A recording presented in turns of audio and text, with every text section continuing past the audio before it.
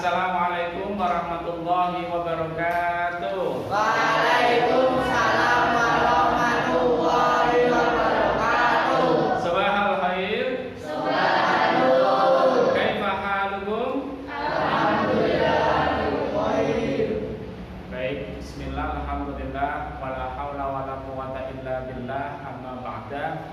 Anak-anakku semuanya yang Bapak sayangi, Bapak banggakan, puji syukur alhamdulillah kita berjumpa lagi di Mapel Pendidikan Agama Islam dan Budi Pekerti.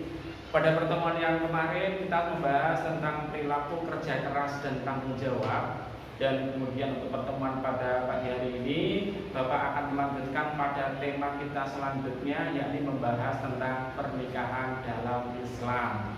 Nah, sebelumnya Bapak absen dulu untuk mengetahui anak-anakku siapa yang masuk siapa yang tidak hari ini ya. Saya panggil dulu Mas Aldi, Mas Agung Nugroho.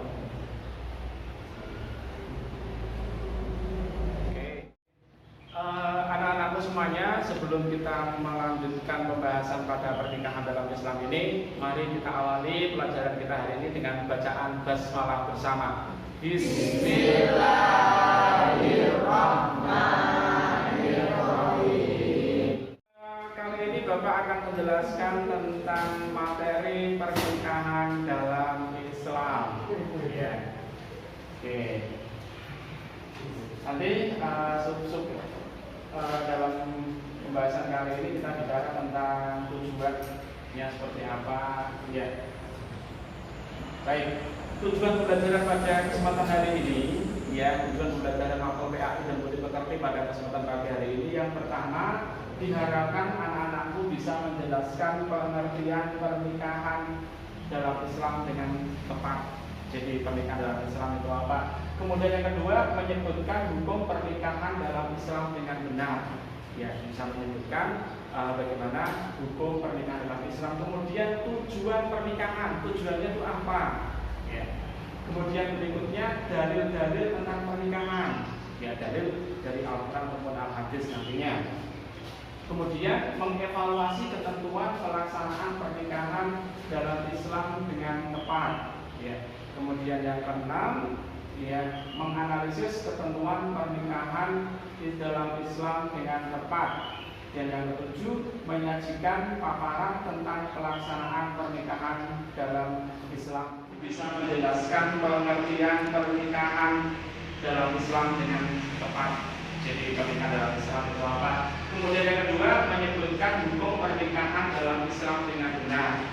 Ya, bisa menyebutkan bagaimana hukum pernikahan dalam Islam. Kemudian tujuan pernikahan, tujuannya itu apa? Ya. Kemudian berikutnya dalil-dalil tentang pernikahan. Ya, dalil. Ya. Kemudian yang keenam, ya, menganalisis ketentuan pernikahan di dalam Islam dengan tepat. Dan yang ketujuh, menyajikan paparan tentang pelaksanaan. Peta konsep yang akan kita pelajari pada pembelajaran kita kali ini. Yang pertama, kita akan menjelaskan pengertian nikah. Ya, nikah itu apa? Kemudian bagaimana hukum nikah dan dalil tentang nikah. Ya, itu peta konsep. Nanti kita akan membahas pada pertemuan ini, kita akan membahas ini sub-sub yang akan kita pelajari bersama. Baik, anak tidak asing dengan ini, dengan gambar ini. Ya. Gambar siapa dia? Oke. Yang akan kita pelajari pada pembelajaran kita kali ini, yang pertama kita akan menjelaskan pengertian nikah. Ya, nikah itu apa? Kemudian bagaimana hukum nikah? Hukum nikah dibagi menjadi wajib, sunnah, mubah, makruh, dan haram. Ya. Kemudian ada tujuan nikah, kemudian ada dalil tentang nikah. Ya. Itu peta konsep. Jadi nanti kita akan membahas pada pertemuan ini, kita akan membahas ini sub-sub yang akan kita pelajari bersama. Baik, anak-anakku silakan dilihat pada slide, ya, pada slide di sini, ya. Pasti anak-anak tidak asing dengan ini, dengan gambar ini, ya.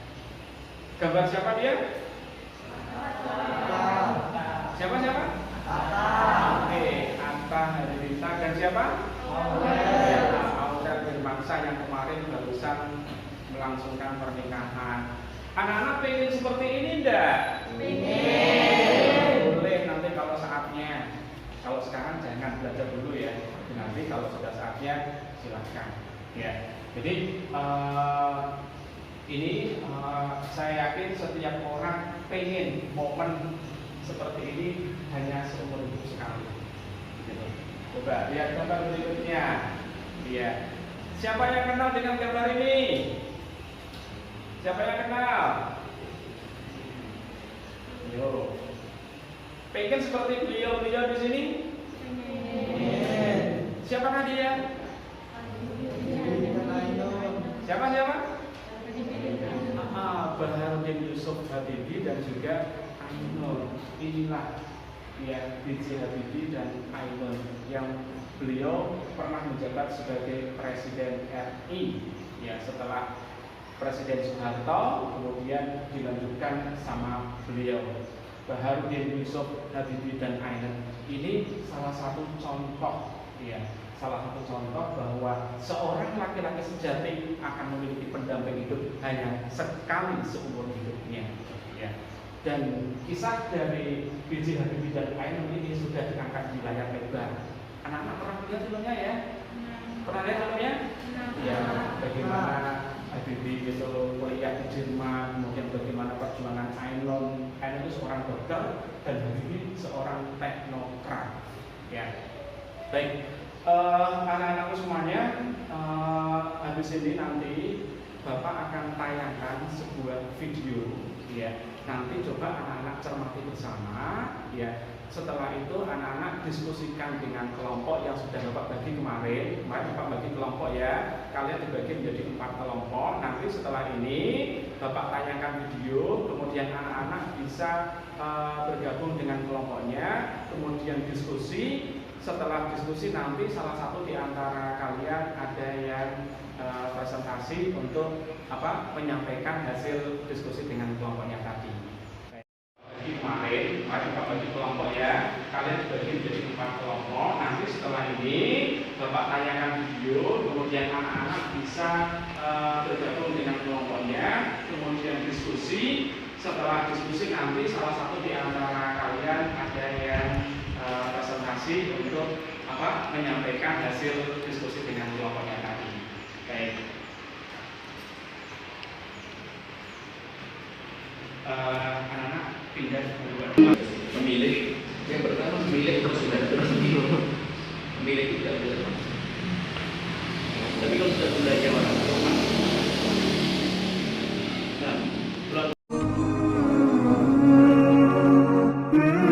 Assalamualaikum warahmatullahi wabarakatuh. Salam. Semoga Bu Iya dan keluarga selalu dirahmati Allah Subhanahu wa taala. Amin ya rabbal alamin. Bu Iya, saya ingin bertanya, bagaimana memilih pasangan dalam syariat Islam? Terima kasih. Wassalamualaikum warahmatullahi wabarakatuh. Assalamualaikum warahmatullahi wabarakatuh. Memilih, yang pertama memilih harus benar-benar memilih. Memilih itu tidak boleh terpaksa. Tapi kalau sudah gula Jawa rasa coklat itu namanya terpaksa. Paham? Tuhan dulu seneng, nggak bisa milih. Di dunia hanya ada dia. Dunia hanya seluas daun kelor. Laki-laki hanya ada dia. Kan nggak bisa milih itu. Milih, milih. Kosongkan hatimu dari A, B, C, D, E, F, G, H, I, J, L. Kosongkan hatimu. Di hadapan juga adalah kriteria A. Bagaimana kriteria yang dihadirkan Nabi? Tungkahul mar'atu. Seorang wanita dinikahi karena kecantikannya, karena kekayaannya, karena perilaku watak karakternya, dan karena agamanya. Fatwar bidadid dini taribat yadak. Utamakan urusan agama. Boleh melihat kecantikan seorang wanita, boleh melihat hartanya seorang wanita, boleh melihat perilaku wataknya, dan ya, tapi agama nomor 1. Begitu sebaliknya seorang wanita. Ini bukan untuk laki-laki memilih wanita. Wanita kalau memilih laki-laki, boleh. Saya memilih yang kan jamaliha, ganteng. Sebelum kelihatan rekeningnya ganteng dulu, boleh dilihat. Baru kelihatannya kerjaannya apa? Boleh. Setelah itu gimana watak karakternya apa? Boleh, sah. Dapat 4-4-nya, alhamdulillah. Tapi kalau ternyata nggak bisa semuanya, paling nggak agama harus.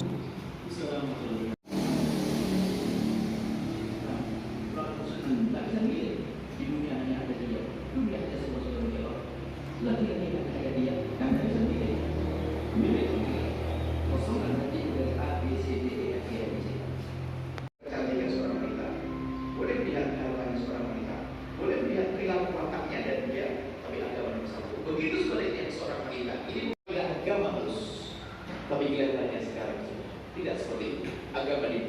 penting dapat duit. Maka kita perlu memilih yang sesungguhnya. Kemudian memilih setelah kita kosong yang ada di otak kita kriteria. Maka ini pendidikan di pinggir jalan. Setiap ada laki-laki menggodanya akan kembali ke. Kalau menikah dulu, belum masih cipu, bukan sekarang kamu nanti. Kalau menikah laki-laki yang menikah itu harus begini sesuai dengan kriteria agama nomor 1 dekat pada Allah ini. Kalau sudah menikah cekonya dengan kriteria, dia tidak akan kesandung di pinggir jalan. No, berantem dia belum ganteng tapi nggak sholat, nggak cek. Karena sebelum jatuh cinta, tapi kalau belum pernah kita ajarkan kriteria, jadi bilang dia naik aku lagi yang demikian, sehingga aman dia benteng dia. Masalah suku terserah suku mana saja, gak ada masalah kriteria. Baik, kriteria agama, cara kriteria itu yang harus kemudian sebenarnya. Di dalam memilih itu harus benar-benar memilih ini. Ini khusus wanita peringatan. Anda tidak harus dipilih ya. Anda tidak boleh didolimi hanya dipilih saja. Anda berhak memilih. Orang paling cerdas di dunia dari akhirat itu dari wanita paling cerdas Sayyidah Khadijah Al-Kubra. Sayyidah Khadijah Al-Kubra mendengar berita bahasa Mekah, bukan mendengar, kenal. Ada orang namanya Muhammad bin Abdullah, belum jadi nabi. Dia orang sangat jujur, ganteng, baik semuanya. Sayyidah Khadijah Al-Kubra ada keinginan ke arah sana, tapi dia perlu berwibawa, seorang wanita pebisnis yang handal. Ada, pengen tahu bagaimana keadaan Nabi Muhammad, nama orang namanya Muhammad bin Abdullah. Tidak langsung WA, nggak ada, langsung itu dikirim, diajak kerjasama, suruh membawa barang dagangannya ke Syam. Siti Khadijah nggak pernah komunikasi, nggak pernah ada. Pengen tahu yang sesungguhnya, dilihat dulu dong kejujurannya seperti apa. Setelah itu pulang dari Syam, pembantunya Sayyidah Khadijah membawa berita bahasanya orang yang jujur begini, terbukti dong. Setelah terbukti baru melangkah menyampaikan berita kepada keluarga baginda Nabi. Ternyata apa? Gayung bersambut.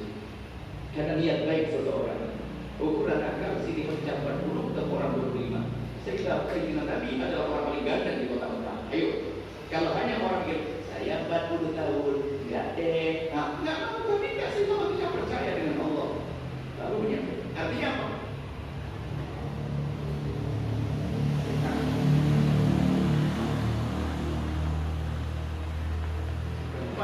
Kering.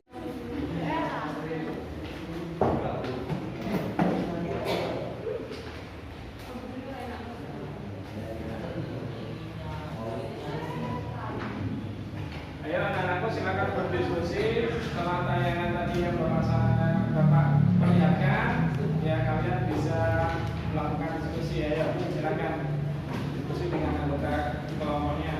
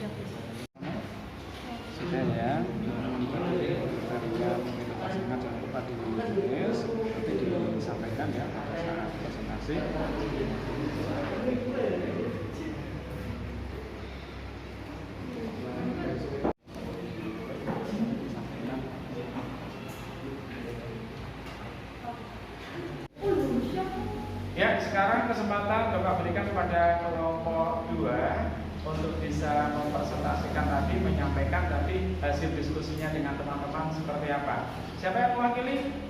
Oh, Mbak Alia, ya silakan Mbak Alia bisa menyampaikan hasil diskusinya. Silakan berdiri Mbak, maskernya boleh dibuka.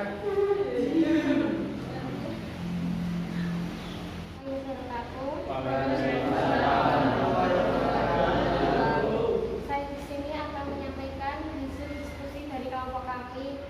Kriteria memilih pasangan ada 4. 1 karena kecantikannya, 2 karena hartanya, 3 karena keturunannya, dan 4 karena agamanya. Jika tidak menemukan kriteria yang pas dengan keempat kriteria yang tadi, bahwa yang diutamakan adalah agamanya. Sekian, terima kasih. Wassalamualaikum warahmatullahi wabarakatuh.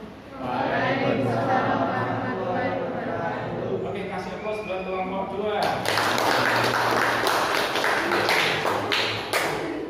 Baik, dari kelompok 1, kelompok 2, kelompok 3, kelompok 4 sudah menyampaikan presentasi dari hasil diskusi kelompoknya masing-masing. Dan menurut Bapak, kalian bagus-bagus ya, hasil kesimpulan diskusinya bagus-bagus. Saya ajukan 2 jempol untuk kalian bersama. Tepuk tangan kita semuanya. Baik, anak-anakku semuanya, di sini Bapak akan menyampaikan materi tentang pernikahan. Ya, dari tadi kan Bapak belum menjelaskan pernikahan itu apa. Nah, ini kita akan lihat bersama di slide. Ya, Bapak akan menjelaskan tentang pernikahan, definisi pernikahan. Ma huwa nikah? What is the meaning of nikah? Apa sih nikah itu? Apa sih pernikahan itu? Ya, nikah, pernikahan berasal dari bahasa Arab nikah, an-nikah. Nah, kata nikah itu sama dengan kata kawin. Jadi kawin itu bahasa Indonesia, kalau nikah itu bahasa Arab. Ya, intinya sama. Ya. Nah, menurut bahasa Indonesia yang namanya nikah itu sama dengan kata al-jam'u. Al-jam'u itu artinya berkumpul atau bersatu. Nah, kemudian dalam istilah syariat yang namanya nikah itu adalah akad, sebuah akad atau perjanjian untuk mengikat ya antara laki-laki dan perempuan dan menghalalkan hubungan di antara keduanya. Ya, menghalalkan hubungan di antara kedua atas dasar sukarela, tidak ada paksaan dan persetujuan bersama demi terwujudnya rumah tangga bahagia dan mendapatkan ridho dari Allah Subhanahu wa Ta'ala. Itu pengertian nikah. Nah, kalau kita mengacu pada Undang-Undang Nomor 1 Tahun 74 Pasal 1, di situ disebutkan bahwa nikah adalah ikatan lahir dan batin. Jadi tidak cuma ikatan dohirnya saja, tetapi juga ikatan batin di situ. Ikatan batin antara seorang wanita dengan seorang pria sebagai suami istri dengan tujuan untuk membentuk keluarga atau rumah tangga yang bahagia dan kekal berdasarkan ketuhanan yang Maha Esa. Jadi ini undang-undang ini yang dipakai dalam pernikahan yang jadi Undang-Undang Nomor 1 Tahun 1974. Baik, anak-anak dari sini sudah paham ya definisi nikah, paham ya? Oke, baik, Bapak lanjutkan. Nah, tadi di meta konsep Bapak menjelaskan ada hukum nikah. Hukum nikah itu terbagi menjadi berapa? 5. Baik, hukum nikah itu ada wajib, hukum nikah itu ada sunnah, hukum nikah itu ada mubah, makruh dan juga haram. Loh Pak, ada nikah wajib ya? Ada nikah sunnah? Ada. Baik, Bapak akan jelaskan satu persatu. Nah, kapan menikah itu hukumnya wajib? Ya, kapan nikah hukumnya wajib? Nikah itu wajib apabila seseorang sudah mampu secara finansial. Dia pekerjaan sudah mapan, sudah punya penghasilan tetap, sudah punya pekerjaan yang mumpuni, dan dia itu khawatir kalau dia tidak segera menikah, dia akan terjerumus ke dalam perzinahan. Ya, paham ya maksudnya ya? Jadi orangnya sudah berpenghasilan tetap, sudah mapan, ya, sudah cukup usia, kemudian dia terlalu tidak menikah, dia akan khawatir nanti akan terjerumus ke dalam perzinahan. Daripada zina, mending langsung menikah. Maka orang itu hukum menikah baginya adalah wajib, begitu. Nah, berikutnya sunnah. Ya, jadi kalau sunnah di sini lebih baik dilakukan. Nah, sunnah itu apa? Sunnah itu apabila seseorang telah mampu untuk memberi mahar dan juga penghidupan kepada calon istrinya, sudah punya penghasilan tetap, sudah punya pekerjaan, tetapi dia masih bisa mengendalikan, dia masih bisa menahan, ya, dia masih bisa mengendalikan hawa nafsunya. Jadi untuk poin 2 ini, maka menikah baginya itu lebih baik, ya, daripada dia terjerumus. Meskipun dia bisa menjaga, tetapi lebih baik baginya adalah menikah. Sudah punya segalanya, kenapa tidak harus menikah? Begitu. Ya. Baik, yang ketiga, mubah. Ya. Mubah itu seseorang melakukan pernikahan hukumnya boleh, tidak melakukan pernikahan juga boleh. Maksudnya di sini juga dia dikasih opsi. Sudah punya penghasilan, dia sudah punya pekerjaan tetap, dia mau menikah juga silakan, mau menunda pernikahan juga silakan, terserah dia. Ya. Kemudian yang berikutnya makruh. Makruh itu lebih baik ditinggalkan. Dalam bahasa agama yang namanya makruh lebih baik tidak dilaksanakan. Nah, kapan menikah itu dikatakan makruh? Dikatakan makruh manakala seseorang belum mampu melakukan pernikahan. Ya. Jadi maksudnya begini, seseorang itu belum punya penghasilan tetap, pekerjaan masih serabutan, ya, meskipun dia mampu mengendalikan diri, ya, agar tidak terjerumus ke dalam pernikahan, tetapi karena dia masih belum mampu secara finansial, belum punya pekerjaan tetap, maka lebih baik menikahnya itu ditunda. Ya, makruh bukan berarti dia tidak boleh menikah, tidak, tetapi makruh di sini adalah menunda pernikahan sampai dia sudah berkecukupan secara finansial. Ya, karena kita tahu anak-anakku semuanya bahwa yang namanya menikah itu tidak hanya modal cinta, ya, tidak hanya modal cinta, finansial juga. Iya, bayangkan saja ketika prewedding apa? Tunangan, khitbah, butuh cincin enggak? Butuh. Dan kakek begini, itu dibeli pakai uang atau dibeli pakai cinta? Uang. Iya. Jadi makanya ini nikah bagi dia hukumnya adalah makruh. Kemudian yang keempat, yang terakhir ini parah ini. Kenapa nikah dikatakan haram? Ya, jadi nikah dikatakan haram apabila seseorang itu melakukan pernikahan dengan tujuan untuk menganiaya. Ya, dia tujuannya untuk membalas dendam pada mantannya misalkan. Ya, nanti kalau saya menikah dengan dia, saya akan habisi dia misalkan lagu. Gawat ini. Ya, jadi saya akan KDRT pada dia. Oh jangan. Ya, jadi ini menganiaya seorang istri dan juga belum mampu menikah, tetapi memaksakan diri untuk menikah. Ya, contohnya gini ya, contoh kecil saja. Ya, lulusan SMA, misalkan belum punya pekerjaan tetap, ya, dia keburu pengen menikah. Ya, nanti dulu. Ya, jadi kita belajar cari pengalaman dulu. Ya, belajar cari pengalaman dulu, kemudian juga mencari pekerjaan yang layak biar nantinya tidak merepotkan orang lain. Ya, begitu. Baik, anak-anakku semuanya, tentang hukum pernikahan sudah bisa dipahami ya? Oke, baik, terima kasih. Materinya pada kesempatan hari ini tadi sudah disampaikan bahwa hukum menikah ada 5 dengan berbagai keterangannya. Sekarang kita lanjutkan. Tujuan pernikahan. Tujuan pernikahan dalam Islam itu ada 4 tujuan. Yang pertama, untuk memperoleh rasa cinta dan kasih sayang. Ya, jadi wujud dari cinta kasih sayang itu adalah disatukan dalam sebuah bentuk ikatan yang disebut dengan ikatan pernikahan. Ya. Kemudian yang kedua, ya, mawaddah. Ya, mawaddah itu artinya untuk memperoleh keturunan yang sah. Ya, jadi kita ingin nantinya kita mendapatkan keturunan dari hubungan yang sah, bukan hubungan yang terlarang. Itu salah satu tujuan dari pernikahan. Kemudian yang ketiga, untuk mewujudkan keluarga yang bahagia. Iya. Jadi salah satu tujuan pernikahan itu adalah untuk mewujudkan keluarga yang sakinah. Sakinah itu artinya bahagia, tenang, hidupnya tenang. Kemudian yang keempat, ya, untuk memenuhi kebutuhan seksual secara sah dan diridhoi oleh Allah. Jadi kalau menikah itu hukumnya boleh, tetapi kalau zina itu hukumnya haram, tidak boleh, ya. Jadi kalau menikah boleh, zina tidak boleh. Baik. Nah, kita lanjutkan sekarang pada dalil tentang pernikahan. Dalil pernikahan itu ada banyak sekali, ya, baik dalam Al-Quran ataupun di dalam Al-Hadis. Ya. Di sini Bapak akan tampilkan surah Ar-Rum ayat 21. A'udzu billahi minasy syaithanir rajim.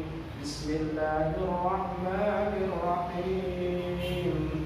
Wa min ayatihi an khalaqa lakum min anfusikum azwajan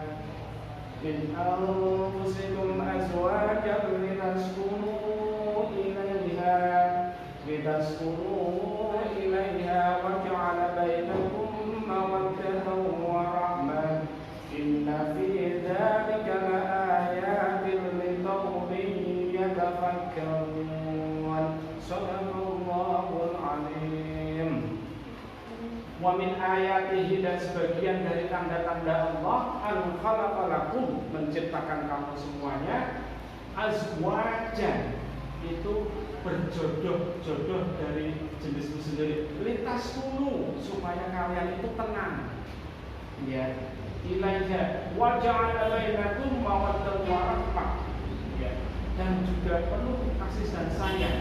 Inna fi dzalika laayatin liqaumin yatafakkarun. Dan hal yang demikian itu benar-benar terdapat tanda-tanda bagi kaum yang berpikir. Ayat ini kalau anak-anak semuanya pernah ikut resepsi, pernah ikut acara akad nikah, ini ayat biasanya yang didengungkan oleh seorang qori atau qoriat, ya. Jadi ini ayat yang menjelaskan tentang tujuan pernikahan, agar litaskunu, supaya sakinah, ya, kemudian mawaddah dan rahmah.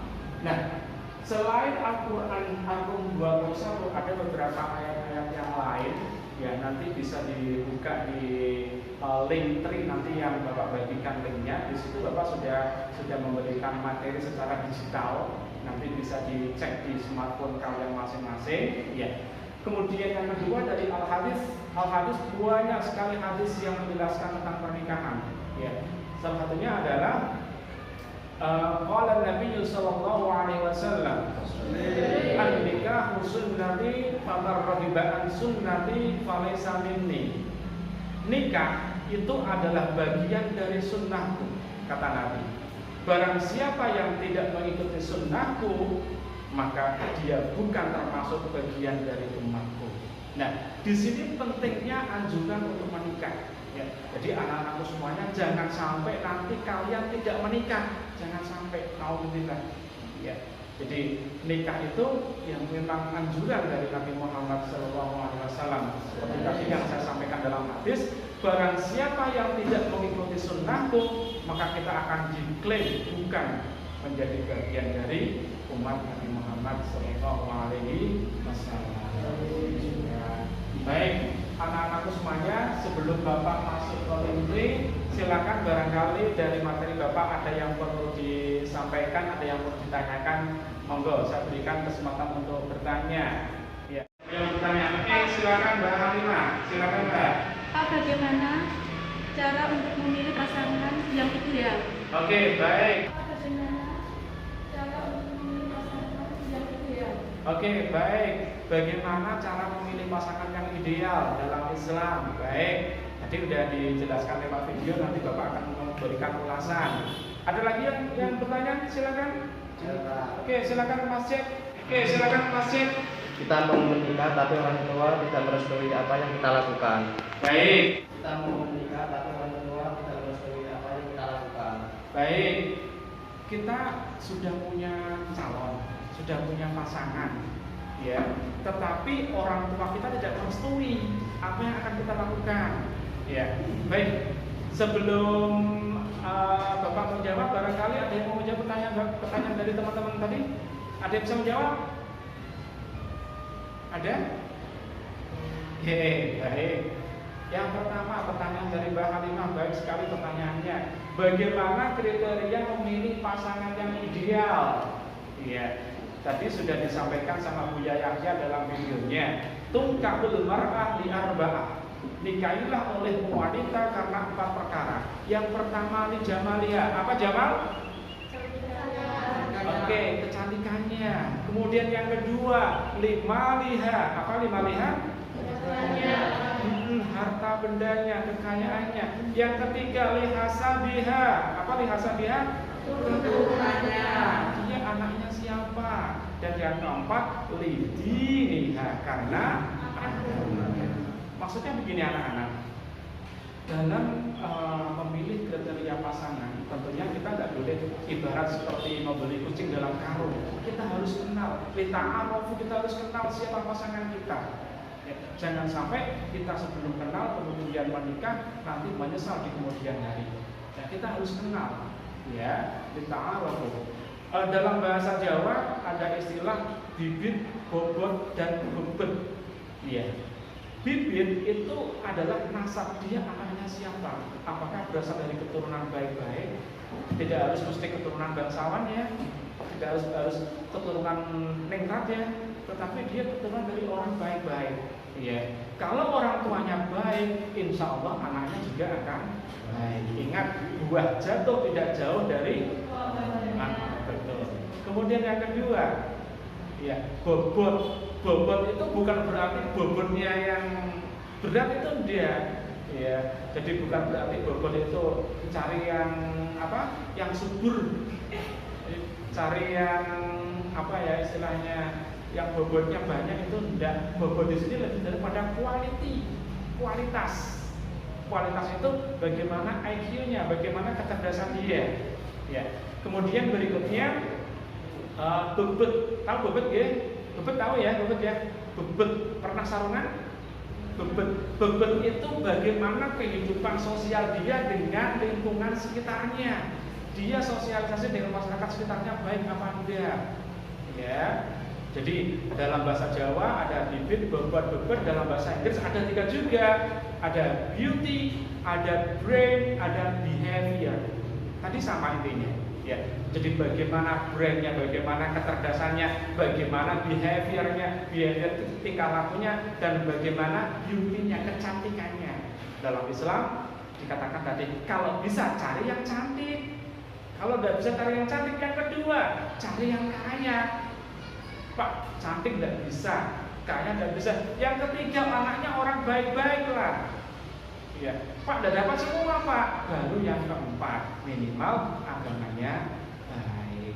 Ya, insya Allah nanti kalau agamanya baik, ya nanti akan melahirkan generasi yang baik juga. Ya, begitu bisa dipahami ya anak-anakku semuanya ya. Baik. Yang kedua pertanyaan dari Mas Jack Ryan. Ya, kita sudah punya pasangan, kita sudah punya calon, tetapi mohon maaf orang tua kita tidak merestui. Ini kayak di sinetron ya, ya banyak sekali di sinetron hari ini seperti itu ceritanya. Bagaimana keputusan kita sebagai anak? Apakah kita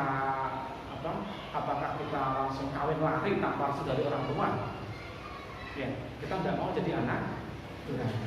Ingat, kita kembalikan kepada hadis Nabi, ridallah biridal walidain wa sukhtullah bisukhtil walidain. Ridhonya Allah itu ada pada ridho. Kalau orang tua dengan pendekatan kita kok tidak mampu, ya maka lebih baik kita ikut orang tua kita. Saya yakin, Bapak yakin, tidak ada orang tua yang menjerumuskan anaknya, tidak ada orang tua yang tidak menginginkan anaknya bahagia. Pasti semuanya ingin anaknya bahagia dan mendapatkan jodoh yang jodoh yang setia, minat dunya hatal jannah. Ya, begitu. Bisa dipahami anak-anakku ya? Baik. Oke, baik. Anak-anakku, sebelum kita ke tugas ini, Bapak ada lembar tugas yang perlu dikerjakan. kerjakan bersama-sama, ya perlu dikerjakan dulu, nanti Bapak tarik kembali untuk dikumpulkan. Baik.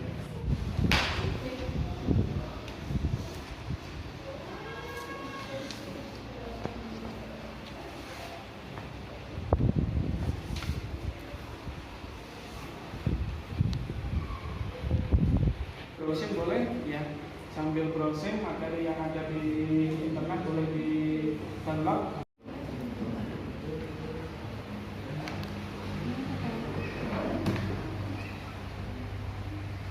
Coba.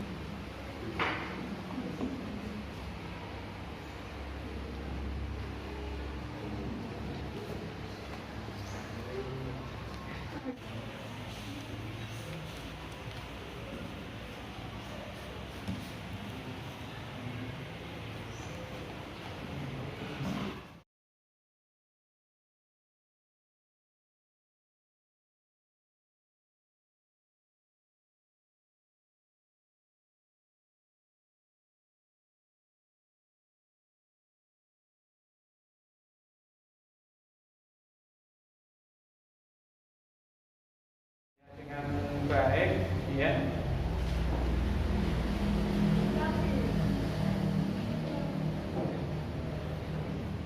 Baik, sebagai penghujung di pembelajaran hari ini, Bapak ingin mengetahui sejauh mana pemahaman kalian terhadap materi yang Bapak sampaikan pada kesempatan hari ini. Anak-anakku silakan diambil smartphone-nya, kemudian kalian ketik link yang ada di slide. Nanti di situ silakan diisi, ya, diisi pada ujian post test, ya. Jadi diisi post test. Nanti di situ ada beberapa pertanyaan. Anak-anakku silakan pilih opsi A, B, C atau D, E. Ada 5 opsi, ya. Nanti bisa dipilih. Bapak kasih waktu 5 menit. Kemudian setelah selesai dikerjakan langsung disubmit atau dikumpulkan, begitu. Ya, silakan dikerjakan.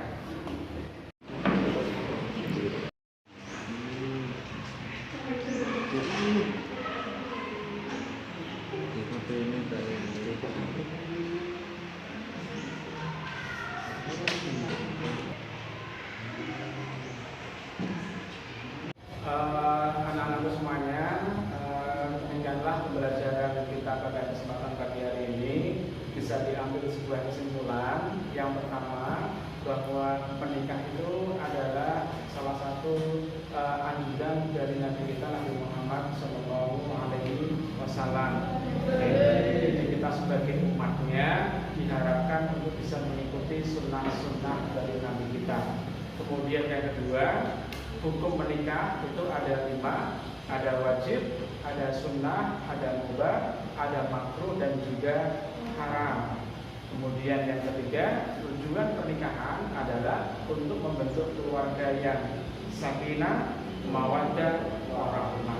Baik, anak-anakku semuanya yang Bapak banggakan, demikian pembelajaran kita pada kesempatan hari ini. Ya, anak-anak kita sudah mengerjakan post test dengan baik. Nanti hasilnya Bapak akan lihat.